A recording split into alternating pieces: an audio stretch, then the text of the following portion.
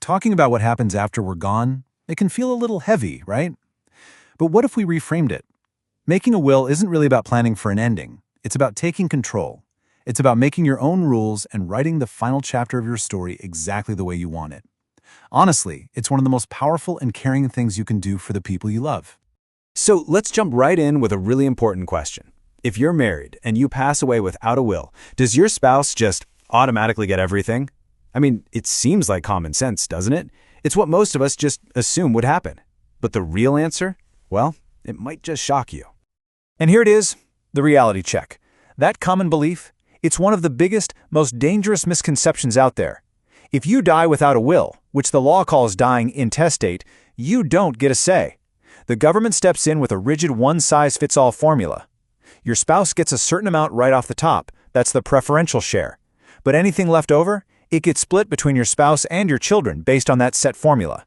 The bottom line is, the government's plan for your family could look drastically different from your own. Okay, so if you're not a fan of letting a government formula write your story, how do you take back control? Well, it really boils down to two absolutely essential documents. Think of these as the tools that put you, not the system, firmly in the driver's seat. Now, it is so important to know that these two tools do very different jobs. Your will, that's your instruction manual for everything after you die. It literally only kicks in upon your death. A power of attorney, on the other hand, is for while you are still alive. It lets you appoint someone you trust to handle your finances and personal care if you're ever in a position where you can't do it for yourself. One protects your legacy after you're gone, the other protects you while you're still here. And for a truly complete plan, you absolutely need both. When you create your will, you have to name someone to be in charge of making it all happen. That person is your executor, and trust me, it is a huge responsibility. A great way to think about them is as the CEO of your estate. They're the one you're trusting to manage the whole operation and see your plan through to the finish line. So what's actually on the CEO's to-do list? Well, their job really unfolds in 4 big stages. First, they've got to find the official will and handle the funeral arrangements. Then the really heavy lifting begins. They have to track down and take inventory of everything you own, bank accounts, property, investments, you name it, and make sure it's all protected. Step 3 is mission critical.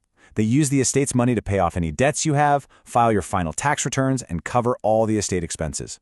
And only then, after every single bill is paid, do they get to do the part everyone's been waiting for. Distribute what's left to the people you've named in your will. But here's the thing. Your executor can't just walk into a bank with the piece of paper and say, "I'm in charge now."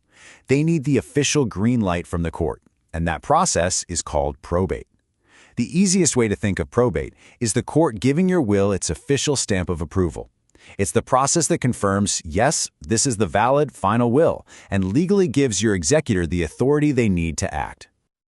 Now, because probate can take time and cost money, people are always looking for a shortcut, right? A clever way to bypass the whole system. And one of the most common ones is the joint bank account.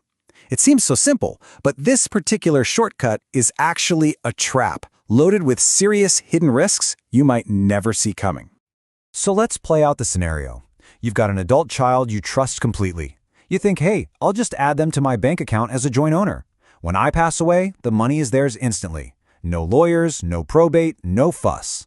On the surface, it sounds like a brilliant move, but is it actually a smart thing to do? Let's dig into what the law really thinks about this. Okay, let's pull back the curtain, because this is where that shortcut can blow up in your face. First, the second you add your child's name to that account, your money is now legally exposed to their life. If they get divorced, if they get sued, if they have creditors, your nest egg is suddenly at risk. Second, you could accidentally disinherit your other kids. If your will says split everything 3 ways, but all your savings are in a joint account with just one child, that one child legally gets all of it. The will doesn't matter for that account. And here's the biggest shocker for most people. The law has a default assumption about these accounts, and it is not what you think. And this isn't some obscure legal opinion. This comes straight from the Supreme Court of Canada. The law's starting position is to presume you did not intend to give that money as a gift. Instead, it presumes something called a resulting trust. Basically, the law says your child is just holding that money temporarily for your estate. They're legally obligated to hand it over to your executor to be divided up according to your will. So unless you have rock-solid proof it was meant to be a gift, this so-called shortcut can, and often does, lead to ugly, expensive court battles within the family. So we've seen the chaos of having no plan, and we've seen the hidden dangers of trying to take a shortcut. It all leads us back to one simple, powerful idea: the true value of putting a proper plan in place, a plan that lets you make the rules for your own legacy. At the end of the day, this is why it all matters so much. A proper will gives you total control. You decide who gets what, when they get it, and who's in charge of making it happen. It provides clarity for your loved ones when they need it most, which is a powerful way to minimize confusion and conflict. It also lets you protect people, like setting up trusts for young children so they don't get a huge inheritance before they're ready to handle it. But you know what the biggest thing is? Peace of mind, for you and for your family. It's a final, profound act of care. Your legacy is really the final story that's told about you.